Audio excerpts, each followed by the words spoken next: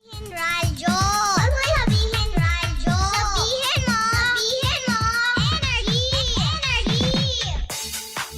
Kung gusto mo ng legit na chika, eto na yun! Chika! Walang filter, walang edit, Chika! hindi ito fake, hindi ito late. Chika ni Sisa! Lahat ng ganap sa showbiz pag-uusapan natin dito. May nag-break, may nagkabalikan. Tara at pag-usapan. Kung ano man ang chika, alam na ni Sisa. Ito ang Chika ni Sisa. Chika! Ni Sisa! We are number 106.7 Energy FM. Panggawag mong sabihin radyo, sabihin mo energy sa magandang hapon sa lahat ng mga nagpapaganda ngayon. Ang mga customers sa loob ng I Love Cut Encarnacion Salon. Kamusta naman? Hindi ba? Yung mga nagpapa-Brazilian, yung mga alam mo yun, kung anong kulay na naman ang nauuso, aba, oo. Diyan na kayo sa mapagkakatiwalaan, hindi ba? Hello po sa inyong lahat, sa mga kabubukas pa lamang po ng kanilang mga radyo. Ako po si Kapitana Sisa at eto na ang Chika ni Sisa.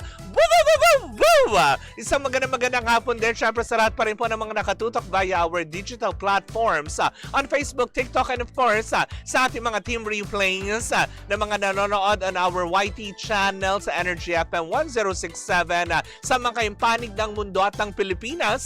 Hello Philippines and hello world! Diba? Nako, sa mga panahon ngayon, mga nagba-birthday ngayon, happy birthday. Baka naman merong mga nagsa-celebrate dyan. I-text nyo lang po yan kay Kapitana Sisa sa numerong 0945-367-8792 para naman mabati namin kayo. Lalong-lalo na yung mga walang sawang sa pagkakayod, sa pagtitinda dyan sa Pasig Mega Market. Tuloy lang natin ang laban. Kikita rin tayo today. Diba? Kamusta naman na naway kayo ay medyo kumita na ng, alam mo yun, kahit pa sabihin mo kokonti pero kahit pa paano may benta. Diba? Hindi pa tapos ang araw. Diba? Fight, go lang. At syempre sa ating mga sabi ko sana, mali ang sasabihin ko. Sasabihin ko sana para sa ating mga kabisyo. Uy, hello po. Sa mga nakikinig sa atin, hello po. Sa ating mga panggal, lalong-lalo na ang ating mga in-drive drivers na si Joey Kasipong. Ayan po. Hi, Kuya Joey. Magandang hapon, lalong-lalo na kay Chokoy Ganjongko na kanina pa siguro nakahinto na naman dyan sa kahabaan ng Araneta Avenue. Oo, di naman kayo kung saan na naman to nakapark. Diba? Para lang makinig ng chika. Pero eto na. Gaya na sinabi ko kanina sa mga nagsaselebrate ng kanilang mga birthday ngayon, hindi maiiwasan na kumain tayo ng mga mamantika o di naman kaya yung mga bawal na pagkain. Guilty tayo dyan, hindi ba? Pero eto, meron ako i-recommenda sa inyo. Okay lang nakainin nyo yan, diba? Basta sabayan nyo ng pag-inom ng MX3 Tea with pandan. Alam nyo ba na ang bawat MX3 Tea ay gawa sa dahon ng mangustina, hinaluan ng pandan para mas refreshing sa ating panlasa. Ang isang sachet ng MX3 Tea ay good for 1 liter of water, either hot or cold.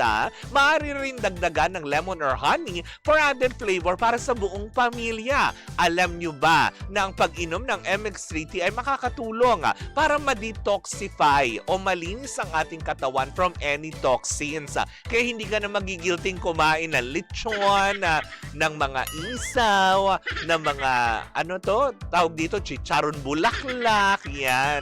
Basta't sasabayan mo lang din naman ng regular exercise at proper diet, diba? Kaya nga naman kung meron ka pang ibang katanungan, pwede mo bisitahin ang kanilang website sa mx3ph.com. Paalala pa rin po sa lahat ng MX3 po ay hindi gamot at hindi ito maaring gamitin panggamot sa anumang uri ng sakit. Sa MX3, dito ako believe, diba? Ganun yun. Sundo.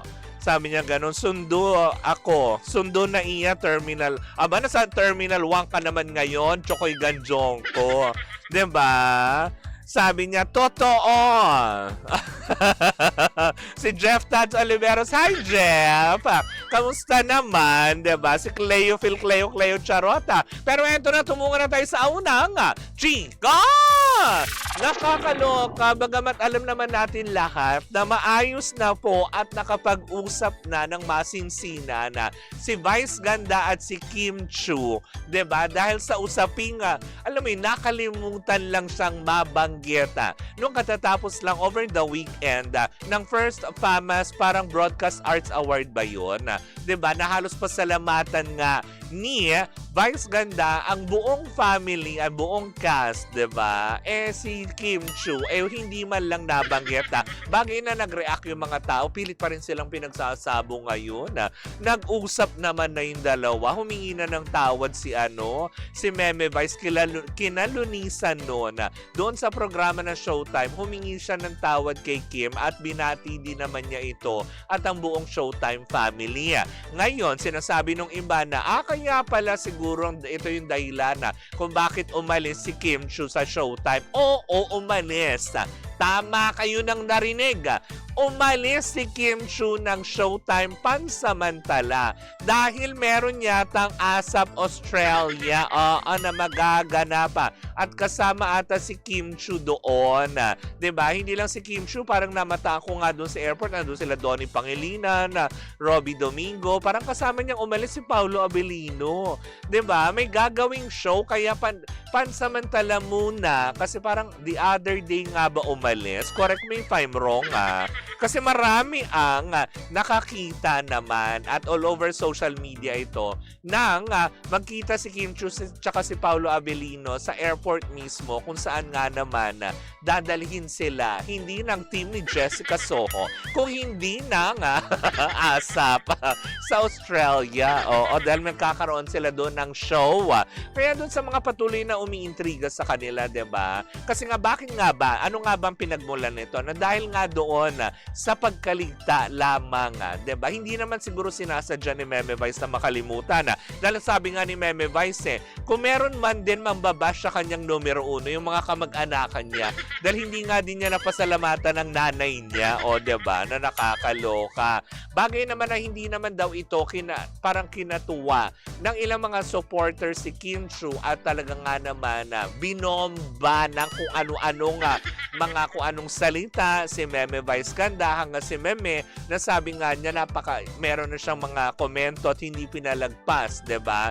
Na tinawag niyang kachipan yung mga toxic na fans. 'Di ba? Totoo naman kasi may mga kachipan talaga ng pagkokomento ng mga tao all over social media na hindi naman natin makokontrol. Naiintindihan din natin dito sa pagsagot ni Kim Chu. Habang alam mo yun, siguro pagtatanggol sa mga fans niya na naglabas lang ng saloobin na hindi naman kachipan ang magbigay ka ng pananaw. Pero sabi nga ni Kim Chu, 'di ba, ay hindi naman din niya pinahihintulutan ang kanyang mga followers o fans na maging ganon.